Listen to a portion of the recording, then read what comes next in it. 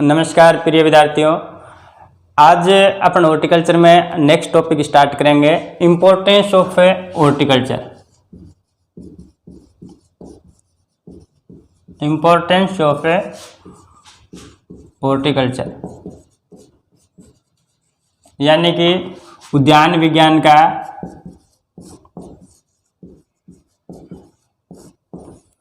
महत्व। ठीक है, अब देखो हॉर्टिकल्चर है वो एग्रीकल्चर की एक एडवांस शाखा है ना। हॉर्टिकल्चर को एग्रीकल्चर की एडवांस शाखा कहा जाता है। ठीक है ना, कैसे?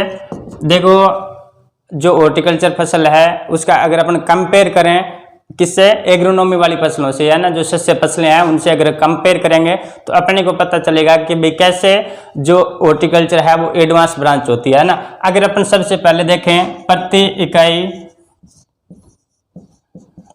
इकाई उत्पादन। अब देखो जो हॉर्टिकल्चर फसलें हैं उनका प्रति इकाई उत्पादन है वो अधिक होता है। कैसे?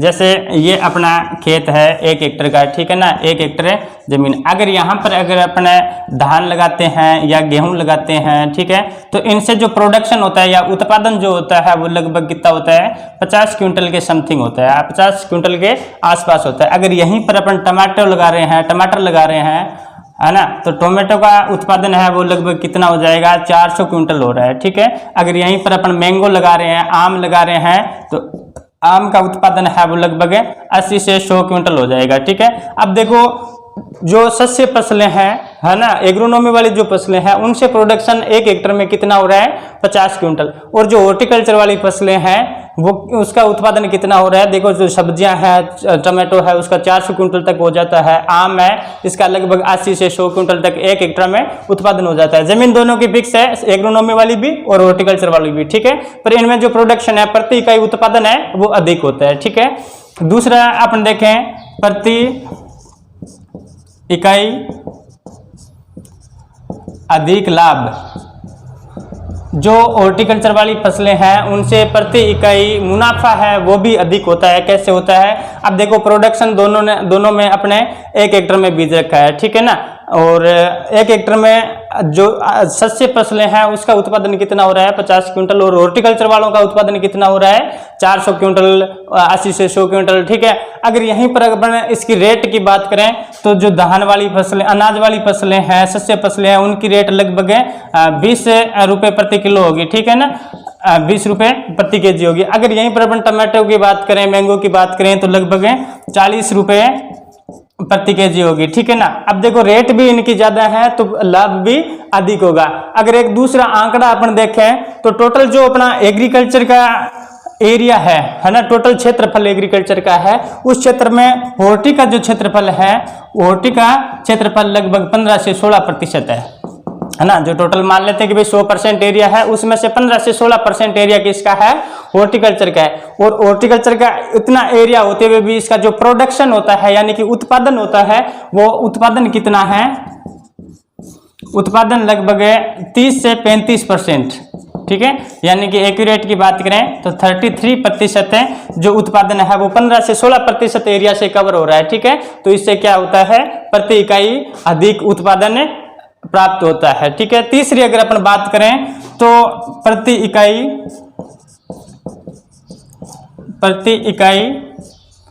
अधिक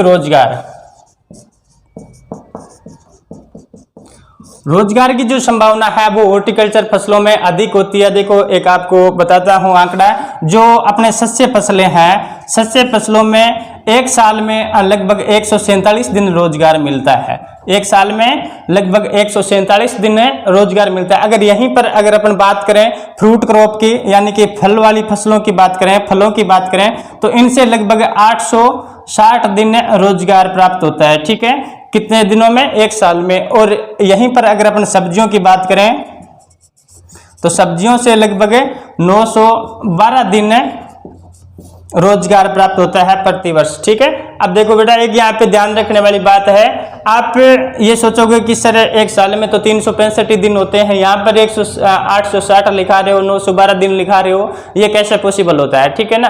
अब देखो इसमें क्या होता है, एक दिन में जो जितने मजदूर जाते हैं ना, वो मजदूर काउंट किए जाते हैं ना। जैसे अपने खेत में 5 मजदूर लेके आए, ठीक है, तो फिर कितने दिन हो गए? वो 5 दिन काउंट हो गए, 5 मजदूरी हो गई, है ना। तो हॉर्टिकल्चर वाली जो फसलें हैं, जैसे फलों का 860 दिन, 860 मजदूर चाहिए, जो सब्जियां हैं उनको 912 चाहिए, और जो शस्य फसलें हैं उनको जो रोजगार है वो एक साल में लगभग 147 दिन रोजगार है उपलब्ध होता है। ठीक है, अब इन सभी को अपन देखते हुए कह सकते हैं कि एग्रीकल्चर की जो एडवांस शाखा है वो हॉर्टिकल्चर है। ठीक है, इसके अलावा और अगर हम इंपोर्टेंस की या महत्व की बात करें तो इसका दूसरा नेक्स्ट महत्व आता है औद्योगिक महत्व।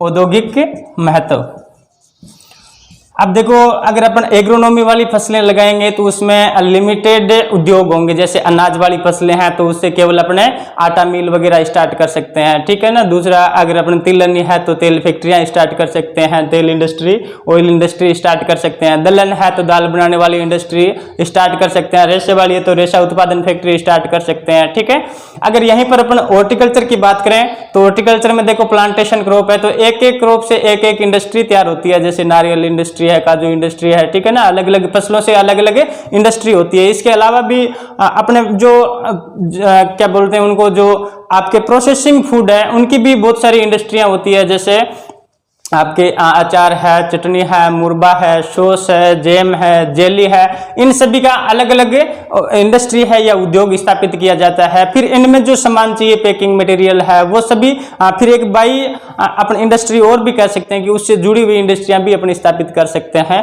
तो औद्योगिक महत्व भी किसका अधिक है? हॉर्टिकल्चर फसलों का अधिक है। इसके बाद में अगर अपन बात करें तो सौंदर्य महत्व, सौंदर्य महत्व, सौंदर्य महत्व देखो दो प्रकार के होते हैं। जैसे एक तो किसी जमीन को अपने को सजावट करनी है, कोई जमीन है अपने पास, जैसे अपने देखते हैं लॉन वगैरह बनाए जाते हैं या फिर जो पार्क वगैरह है वो सजाई गए हैं। ठीक है, तो वहां पर अपने एग्रीकल्चर वाली फसलें तो लगाने से रही है ना, कि मक्का ज्वार बाजरा लगाने से रही। ठीक है, वहां पर क्या लगाते हैं? फ्लोरिकल्चर वाली जो फ्लोर्स होते हैं, लॉन है, ये लगाते हैं। तो फ्लोरिकल्चर जो पार्ट है वो किसका हो गया? एग्रीकल्चर का। ठीक है, दूसरे सौंदर्य प्रसाधन की बात करें तो दूसरा जो सौंदर्य महत्व है वो जैसे अपने बहुत सारे कॉस्मेटिक पदार्थ होते हैं कि जैसे एलोवेरा से बहुत सारे आपकी क्रीम्स वगैरह बनाई जाती है। इसी प्रकार से बहुत सारे ऐसे फ्रूट्स मिल जाएंगे जो क्रीम के ऊपर उनके टैग लगे रहते हैं ना। तो बहुत सारे फलों और जो आपके औषधीय महत्व के फ्रूट्स जो पौधे हैं उनसे भी आपके सौंदर्य महत्व के पदार्थ तैयार किए जाते हैं। ठीक है, इसके बाद में अगर अपन नेक्स्ट इसके महत्व की बात करें तो राष्ट्रीय सिंबल के रूप में या राष्ट्रीय पहचान,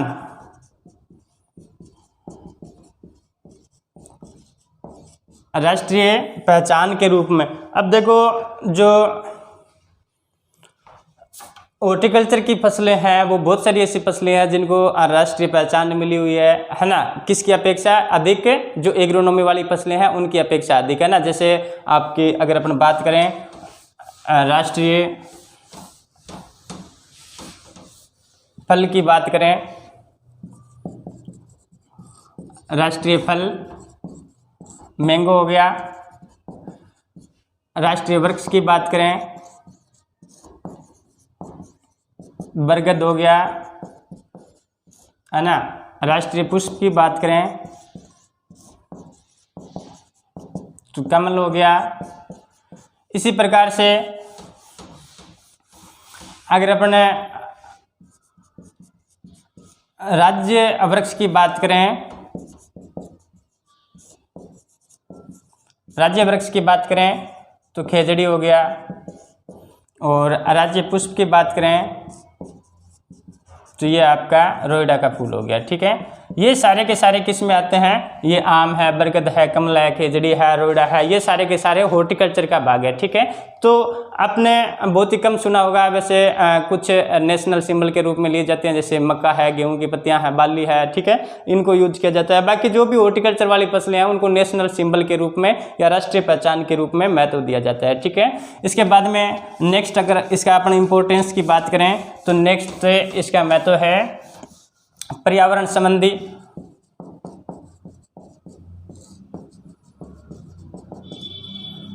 पर्यावरण संबंधी महत्व।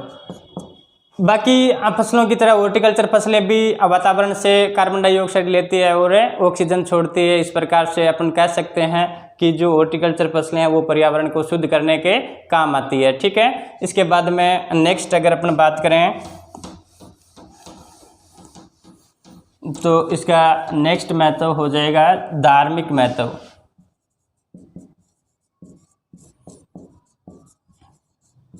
धार्मिक महत्व, बहुत सारे हॉर्टिकल्चर के ऐसे फ्रूट्स मिल जाएंगे आपको, औषधीय पौधे मिल जाएंगे, बहुत सारे पौधे ऐसे मिल जाएंगे जिनका कहीं न कहीं धार्मिक जुड़ाव रहता है। ठीक है, जैसे अगर अपन बात करें बेलपत्र है ना, बेलपत्र वो भगवान शिव के चढ़ाने के काम में आता है, शिव जी से संबंधित है। ठीक है, इसी प्रकार से कदम का फूल है वो श्री कृष्णा से जुड़ा हुआ है। ठीक है, और जैसे आपके नारियल है तो नारियल को कल्प वृक्ष कहा जाता है ना, नारियल को कल्प वृक्ष कहा जाता है। अब देखो कल्प वृक्ष क्या होता है, ऐसा कोई पेड़ नहीं होता कल्प वृक्ष कि भाई एक विशेष प्रकार का पेड़ होता है ना। कल्प वृक्ष उसको बोला जाता है जो सभी इच्छाएं पूरी करते हैं ना। जैसे अपने एग्जाम वगैरह देने जाते हैं तो नॉर्मली पहले नारियल चढ़ाते हैं ना कि है भगवान हमारी जो इच्छा है वो पूरी करना, पेपर में पास करवा देना। ठीक है, तो इच्छा पूर्ति करने वाला जो फल होता है उसको कल्प वृक्ष कहा जाता है। इसी प्रकार से राजस्थान का कल्प वृक्ष खेजड़ी को कहा जाता है। ठीक है, और केले का संबंध है वो सर्वग का फल कहा जाता है उसको, और कल्पतरु कहा जाता है। ठीक है, बहुत सारे ऐसे फल है जो कहीं न कहीं देवताओं से जुड़ाव रहता है। ठीक है, तो ये इसका धार्मिक महत्व हो गया। इसके बाद में नेक्स्ट अगर अपन इसके इंपॉर्टेंस की बात करें तो मानव पोषण में महत्व, जो मनुष्य को आवश्यक पोषक तत्व चाहिए वो जो एग्रोनॉमी वाली फसलें हैं उनसे अधिक हॉर्टिकल्चर की जो फसलें हैं उनसे प्राप्त होता है। देखो इसकी अपन डिटेल से डिस्कस करेंगे। जो मानव पोषण है इसमें बहुत सारे ऐसे जो अपने आवश्यक तत्व है जो वेजिटेबल और फ्रूट से प्राप्त होते हैं उनके बारे में देखेंगे। देखो सबसे पहले तो एक संस्था है ICMR है ना, Indian council medical research, Indian council medical research है ना। इसके अनुसार ICMR के अनुसार भारत में प्रति व्यक्ति प्रतिदिन कम से कम फलों की आवश्यकता होती है, फलों की आवश्यकता 120 ग्राम। ठीक है, और सब्जियों की आवश्यकता होती है 300 ग्राम।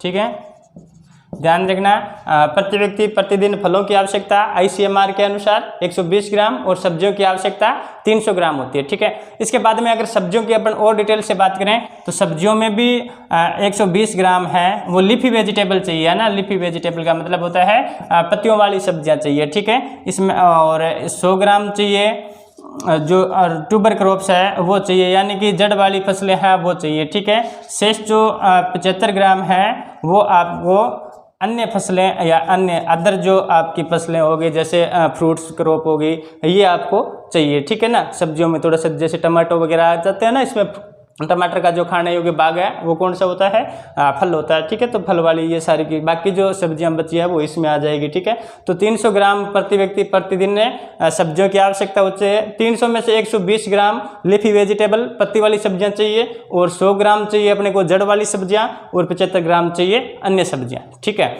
अब देखो ये तो अपने होगी प्रति व्यक्ति प्रतिदिन कितनी सब्जियां चाहिए। अब देखो जो भी अपने हॉर्टिकल्चर से पोषक तत्व प्राप्त होते हैं उनकी अपन एक एक से बात करेंगे। सबसे पहला आता है कार्बोहाइड्रेट।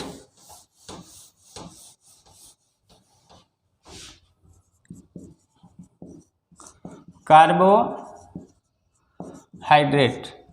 अब कार्बोहाइड्रेट है, देखो सबसे पहले तो कार्बोहाइड्रेट है वो 3 प्रकार का होता है ना। थोड़ा सा डिटेल से देख लेते हैं। यहाँ पर अगर जब बात की कर रहे हैं तो कहीं ना कहीं इसका प्रश्न आपके देखने को मिल जाता है ना। जैसे मोनोसेकेराइड होता है, डाइसेकेराइड होता है, पॉलीसेकेराइड होता है, ठीक है ना। मोनोसेकेराइड, डाइसेकेराइड और पॉलीसेकेराइड, ठीक है ना। ये 3 प्रकार के जो कार्बोहाइड्रेट है वो पाए जाते हैं। मोनोसेकेराइड मतलब ऐसे अणु होते हैं जिनको और अधिक नहीं तोड़ा जा सकता, ठीक है ना। और डाइसेकेराइड का मतलब होता है जिसमें 2 शर्कराएं जुड़ी हुई रहती है। जैसे अपन दुग्ध शर्करा की बात करें, लैक्टोज की बात करें तो लैक्टोज में ग्लूकोज और ग्लैक्टोज 2 शर्करा से जुड़ करके लैक्टोज बना होता है। इसी प्रकार से 2 से अधिक अगर कोई शर्कराएं जुड़ी होती है तो उसको पॉलीसेकेराइड कहा जाता है, ठीक है। कार्बोहाइड्रेट का कार्य क्या होता है अपने शरीर में? इसका जो प्रमुख कार्य होता है वो है ऊर्जा प्रदान करना। शरीर में ऊर्जा प्रदान करने का मुख्य कार्य होता है, ठीक है। इसके अलावा कार्बोहाइड्रेट है वो हड्डियों को मजबूत करने के काम में आता है, ठीक है। 1 ग्राम कार्बोहाइड्रेट से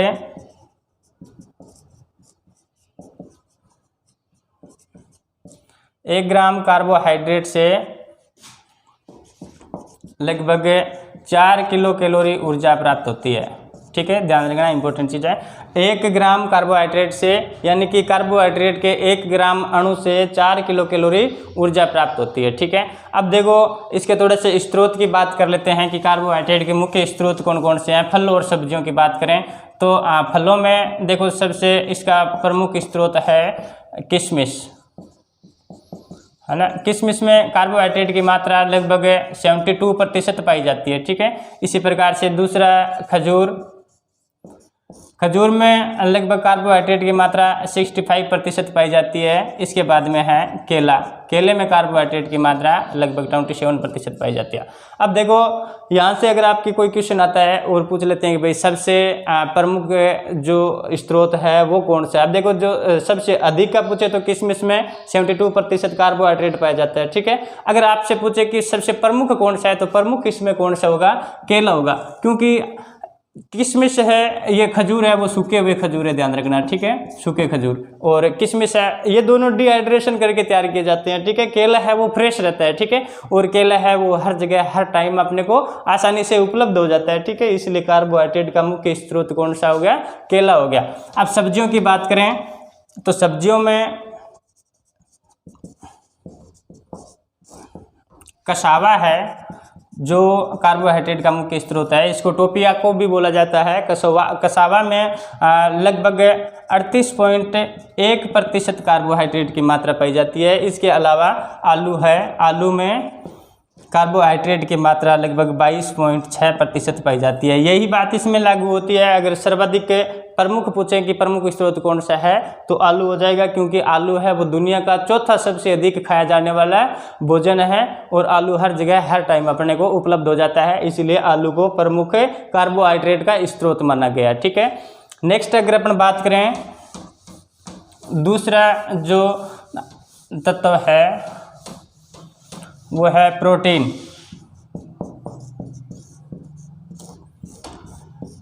प्रोटीन है जो सबसे अधिक अपने शरीर में संरचना का निर्माण करता है, अपने शरीर के स्ट्रक्चर का निर्माण करता है। इसीलिए इसको संरचनात्मक तत्व कहा जाता है, संरचनात्मक तत्व, ठीक है। सर्वाधिक मात्रा में पाया जाने वाला तत्व है, ठीक है। इसके बाद में अगर अपन बात करें प्रोटीन का कार्य तो शरीर निर्माण में सहायक। इसके बाद में अगर अपन बात करें प्रोटीन्स है वो अमीनो अम्ल से मिलकर बने होते हैं। प्रोटीन अमीनो अम्ल से मिलकर बने होते हैं, ठीक है। अमीनो अम्ल है वो लगभग अपने शरीर को 20 प्रकार के अमीनो अम्ल चाहिए, ठीक है। 20 प्रकार के अमीनो अम्ल में से 10 प्रकार के अमीनो अम्ल है वो तो अपने शरीर में ही निर्माण हो जाता है, उनका निर्माण कहाँ हो जाता है, अपने शरीर में ही हो जाता है। बाकी जो 10 प्रकार के अमीनो अम्ल से बचते हैं वो फ्रूट्स और वेजिटेबल से या कोई अन्य स्रोत से अपने शरीर में पहुंचते हैं या प्राप्त किया जाता है। ठीक है, तो प्रोटीन से वो अमीनो अम्ल के बने होते हैं, शरीर निर्माण में सहायक है, संरचनात्मक सबसे अधिक संरचनात्मक तत्व है और अपने शरीर में 20 अमीनो अम्ल की आवश्यकता होती है, उनमें से 10 शरीर में निर्माण हो जाता है और बाकी 10 है वो बाहर से प्राप्त किए जाते हैं। ठीक है, और नेक्स्ट इसमें अमीनो जो प्रोटीन्स है वो एंजाइम निर्माण में सहायक है, एंजाइम निर्माण में सहायक। ठीक है, इसके अलावा पाचन में भी सहायक होता है, बहुत सारे एंजाइम का निर्माण होगा तो एंजाइम किसका क्या काम करेगा, पाचन का काम करेगा। ठीक है, इसके बाद में अगर अपन बात करें 1 ग्राम प्रोटीन अणु से लगभग 4 किलो कैलोरी ऊर्जा प्राप्त होती है। ठीक है, यही कार्बोहाइड्रेट में होती है, 1 ग्राम अणु से 4 किलो कैलोरी और यही 4 किलो कैलोरी प्रोटीन से निर्माण होती है। ठीक है, अब इसके स्रोत की अपन बात करें, प्रोटीन के मुख्य स्रोत अगर फलों में बात करें तो फलों में मुख्य स्रोत हो गया काजू, जिसमें 21.2% प्रोटीन पाया जाता है, और सब्जियों में बात करें तो सब्जियों में होगी हरी मटर। हरी मटर में लगभग 7.2 ग्राम प्रति 100 ग्राम में मात्रा पाई जाती है। ठीक है, इसके अलावा जो प्रोटीन्स है वो अपनी दलहनी फसलें हैं वो प्रमुख स्रोत है, दलहनी फसलों में प्रोटीन की मात्रा सर्वाधिक पाई जाती है। बाकी अपने फल और सब्जियों की बात करें तो फलों में सर्वाधिक प्रोटीन की मात्रा काजू में पाई जाती है और सब्जियों में हरी मटर है उसमें 7.2 ग्राम प्रति 100 ग्राम में मात्रा है वो प्रोटीन की पाई जाती है। ठीक है, इसके बाद में नेक्स्ट अपन बात करें, नेक्स्ट मुख्य तत्व या अवयव कह सकते हैं वो है वसा, फैट। अब देखो फैट का कार्य है वो क्या रहता है, अपने शरीर में ऊर्जा का निर्माण करना। ठीक है, ऊर्जा प्रदान करना। ठीक है, अब अपने पढ़ा था कि ऊर्जा का मुख्य स्रोत है वो कार्बोहाइड्रेट है ना।